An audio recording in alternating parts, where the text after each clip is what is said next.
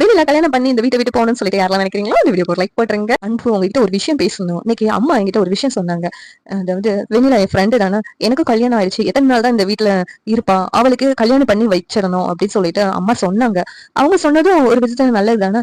எனக்கும் கல்யாணம் ஆயிடுச்சு, அதே மாதிரி வெண்ணிலாவுக்கும் என்னுடைய வயசு தானே, அவளுக்கும் கல்யாணம் ஆகணும்ல அப்படின்னு சொல்லிட்டு கண்மணி அன்பு கிட்ட சொல்றாங்க. உடனே அன்பு யோசிச்சு பாக்குறாங்க. வெண்ணிலாவுக்கு கண்மணி சொல்ற மாதிரி கல்யாணம் பண்ணி வைக்கிறது தான் நல்லது. அவ இனிமேலும் இந்த வீட்டுல இருந்தவன் எப்படி உண்மையை சொல்லிடுவாளான்னு சொல்லிட்டு ஒவ்வொரு நாளும் பயந்து பயந்து வாழணும். அதுக்கு அவளுக்கு கல்யாணம் பண்ணி வைக்கிறது ரொம்ப நல்லது அப்படின்னு சொல்லிட்டு அன்பு மனசுக்குள்ளேயே சொல்லிக்கிட்டு இருக்காங்க. உன்னை கண்மணி வந்துட்டு என்ன அன்பு யோசிச்சுட்டு இருக்கீங்க அப்படின்னு சொல்லி கேட்கும்போது, அன்பு நீ சொன்னதான் கரெக்ட் கண்மணி, வெண்ணிலாவுக்கு சீக்கிரம் கல்யாணம் பண்ணி வைக்கணும், அப்படி கல்யாணம் பண்ணி வச்சாதான் ரொம்ப நல்லது அப்படின்னு சொல்லிட்டு அன்பு சொல்லிக்கிட்டு இருக்காங்க. உன்னை கண்மணி எப்படிங்க நீங்க பாட்டி கிட்ட பேசுறீங்களா இதை பத்தி, வெண்ணிலாவுக்கு கல்யாணம் பண்றதை பத்தி அப்படின்னு சொல்லி கேக்குறாங்க. உடனே அன்பு பாட்டி தான் என்னமோ வெண்ணிலா தலைக்கு மேல தூக்கி வச்சுட்டு இருக்காங்களே, எங்க வீட்டுல யார் என்ன பண்ணாலும் அவங்கள ஈஸியா குறை சொல்லிட்டு போயிருவாங்க பாட்டி. அப்படி இருக்கிற பாட்டி வெண்ணிலாவை மட்டும் தலைக்கு மேல தூக்கி வச்சிட்டு இருக்காங்க. வெண்ணிலாவுக்கு கல்யாணம் பண்றதை பத்தி மட்டும் நம்ம சொன்னோம்னா அவங்களே கல்யாணம் எல்லாம் ஏற்பாடு எல்லாம் பண்ணிடுவாங்கன்னு நினைக்கிறேன். அந்த மாதிரி வெண்ணிலாவை நடத்திக்கிட்டு இருக்காங்க. இந்த வீட்டுல யாரையாவது பாட்டி அப்படி நடத்தி நீ பாத்துருக்க? அப்படி எதுவுமே நடந்ததுல. ஆனா வெண்ணிலாவை ஏன் அப்படி நடத்துறாங்கன்னு எனக்கும் ஒன்னும் புரியல அப்படின்னு சொல்லிட்டு அன்பு சொல்லிக்கிட்டு இருக்காங்க. உடனே வெண்ணிலா வந்து ஒருவேளை அவங்களுக்கு பிசினஸ் ஹெல்ப் பண்றாலோ என்னமோ, அதனால பாட்டிக்கு ரொம்ப பிடிச்சிருக்கலாம் அப்படி சொல்லிட்டு கண்மணி சொல்லிக்கிட்டு இருக்காங்க. நீ நினைக்கிற மாதிரி எல்லாம் ஒண்ணும் இல்ல கண்மணி, அப்படியெல்லாம் இல்ல.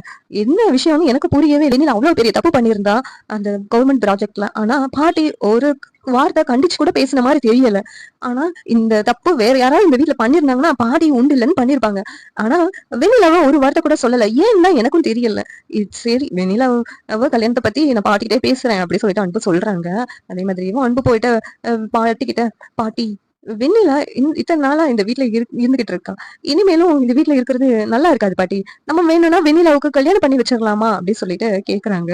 உடனே என்ன புதுசா அவளுக்கு கல்யாணம் பண்றதை பத்தி ரொம்ப அக்கறையா பேசிக்கிட்டு இருக்க, என்ன அன்பு என்ன விஷயம் அப்படின்னு சொல்லி கேக்குறாங்க. இல்ல பாட்டி, கண்மணியோட ஃப்ரெண்டு தானே வெண்ணிலா, கண்மணிக்கு கல்யாணம் ஆயிடுச்சு, அப்படி இருக்கும்போது வெண்ணிலாவுக்கும் இந்த வயசுல கல்யாணம் ஆகணும்ல, அதுக்காக தான் சொல்றேன் பாட்டி அப்படின்னு சொல்லிட்டு அன்பு சொல்றாங்க.